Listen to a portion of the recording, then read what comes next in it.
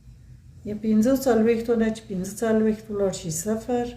وکتل چې 315 په 9 څه دي پورا قابل دی ویش دی د 2 د لاندې هم خط وباسئ د 2 د لاندې هم خط وباسئ په څه چې تاسو ته په کتاب کې ویلي چې هر عدد چې پورا قابل د تقسیم وتاسئ د لاندې خط وباسئ بل عدد بر واخلو بل عدد د 1015 1015 دا په 9 ویلي چې پورا قابل دی ویش دی کنه مخکې د دې نه چې په 9 تقسیم کړو موږ به وګورو چې په 3 پورا قابل د تقسیم دی کنه 1 جمع 1 جمع 1 3 دانه 1 جمع 15 3 جمع 1 د کې 3 او 15 8 جفت عدد دی جفت عدد په 9 قابل د تقسیم ځکه نه دی ځکه چې په 3 قابل د تقسیم نه دی 8 په 3 قابل تقسیم نه دی و بګورو چې دا خبر د موږ رښتیا ده کنه 1015 تقسیم په 9 ښه دوی خانه نیسو چې 11 شي یو نه د 11 نه چې 9 ولاړ شي 2 یو کارته کې وو 2 په 9 کې 18 کې 3 په 9 کې 28 کې زیاتی 2 په 9 کې 18 د 21 نه چې 18 ولاړ شي 3 پاتې کې 15 کارته کې وو او ضرب زبانی د 9 چې تاسو وویایئ 3 په 9 کې 28 کې 4 په 9 کې 18 کې زیاتی نو 3 په 9 کې 3 په 9 کې 28 د 15 نه یا د یو قرض کې 15 نه چې ولاړ شي 8 پاتې کېږي دلته 2 پاتې شول 2 نه 2 هیڅ 8 د 9 نه وړ دی نه شو کولی چې داسې د 9 سره یې ضرب کړو 8 ورکا نو باقي مانده د موږ تاسو 8 شوه 0 نشه نو 1015 په 9 پوره د ویش وړ نشه د ویش وړ نشه خط نه وباسو دا د ویش وړ نشه اوس دلته څو سوالونه یې نور درکړي د دې لپاره چې تاسو تمرین قوي شي دا سوالونه زه تاسو ته درکم که څوک کتاب لري خو ښه کتاب د رویه به یې واخلي که څوک یې نه لري زه به درته دلته نوټ کړم 1115 یعنی 4 دانه یو بیا 15 1115 یو عدد دی وی ګورئ چې په 9 پورا قابل دی ویش دی که نه دی 2022 بل عدد یې درکړی وګورئ چې په 9 پورا قابل دی ویش دی که نه دی او 882 بل عدد یې درکړی دغه 3 سواله تاسو د خپل ځان سره په کور کې حل کړئ نظر په دغو رهنماییګانو چې ما درته کړي کم وکړی شوی خو ډېر ښه آفرین انشاءالله کولی شئ او کم ونه شوی کړئ بیا د مانه پوښتنه وکړئ په کامنټس کې ورته ولیکئ زه یې درته حل کړم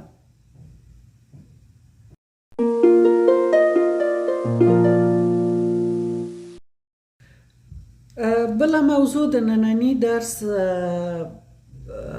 تجزیه د طبیعي اعدادو ده یا د طبیعي اعدادو تجزیه د دې لپاره چې تاسو ښه وپوهولی شم نو څو مثاله در سره کار کوم مثلا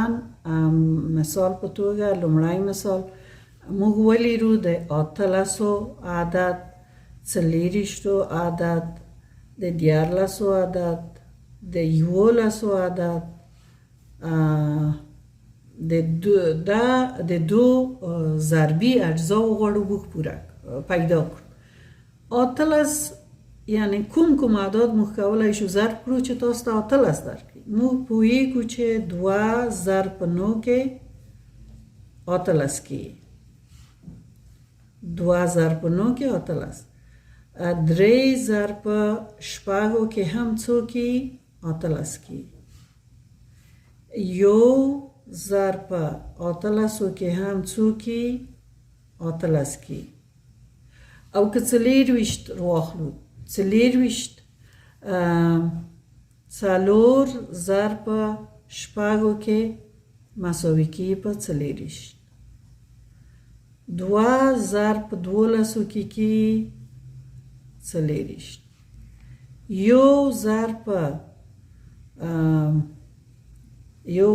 40 کې 40. دغه عددونه چې تاسو ګورئ دغه عددونه دغه 2 او 9 د 13 ضربي اجزا ویل کی یا مقاتل تجزیه کو په 2 اعدادو چې 2 او 9 دي. 3 شپږ 2 شپږ 2 12 40 دغه ټولو ته ضربي اجزا وایي. یا په دې معنی چې موږ یو عدد په 2 برخو تجزیه کو یا عموم ویش یا تقسیم کړ.